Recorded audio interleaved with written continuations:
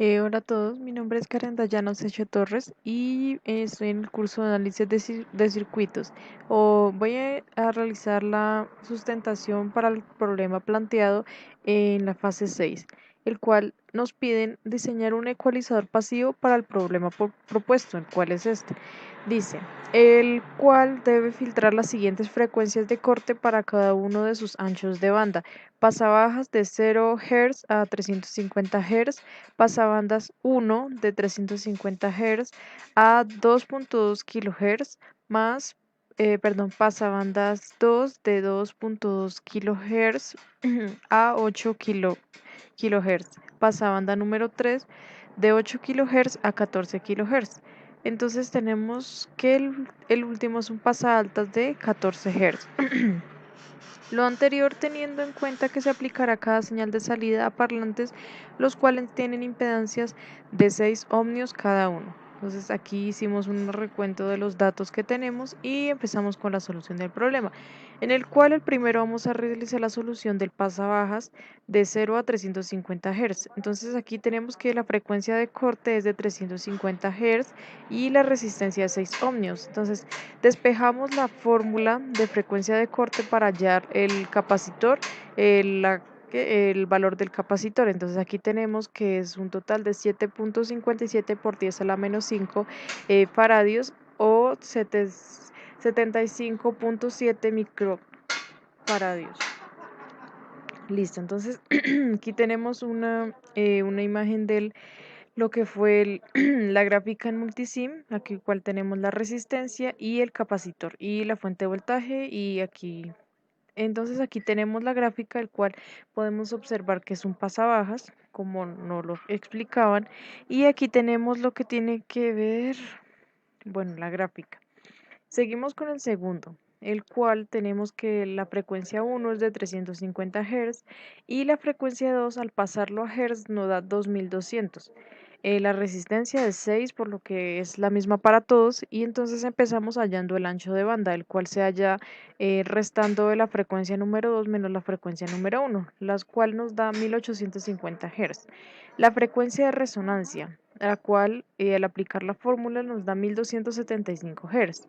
Seguimos con el factor de calidad, el cual al despejar la fórmula de ancho de banda nos da que es 0.68. Luego tenemos el inductor, que también despejamos otra fórmula para el ancho de banda y despejamos el inductor y nos da que es 5.161 por 10 a la menos 4 henrios o 516.1 microhenrios. Listo, tenemos el capacitor, tenemos la fórmula de frecuencia de resonancia y despejamos el capacitor, perdón, y aquí tenemos nuestro resultado. Listo. Graficamos en multisim y tenemos aquí el capacitor, el inductor y aquí tenemos la resistencia. Listo. Y la gráfica nos da este como gráfica. Aquí podemos encontrar el valor del ancho de banda y aquí el de la frecuencia de resonancia, el cual se encuentra bien en la mitad de la gráfica. Para el número 3 hacemos el mismo procedimiento, sino que la diferencia es que la frecuencia número 1 va a ser de 2200 Hz y la frecuencia número 2 es de 8000 Hz. La resistencia sigue siendo de 6 ohmios, hallamos el ancho de banda, la frecuencia de resonancia, el factor de calidad y despejamos también el inductor y el capacitor para reemplazarlo en la gráfica en multisim.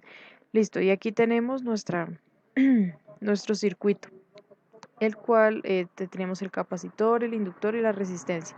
Y como gráfica obtenemos esta, aquí también tenemos el ancho de banda aquí en esta parte de la gráfica y aquí la frecuencia de resonancia.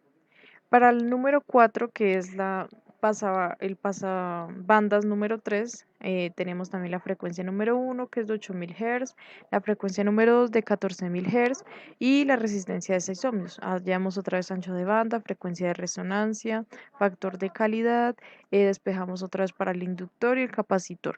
Y graficamos el circuito en multisim. Aquí tenemos el capacitor, el inductor y la resistencia.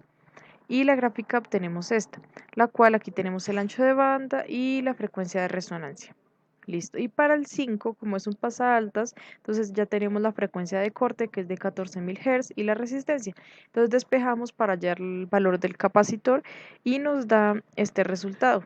Entonces tenemos aquí el circuito en multisim, el capacitor, la resistencia y obtenemos esta gráfica de pasaaltas.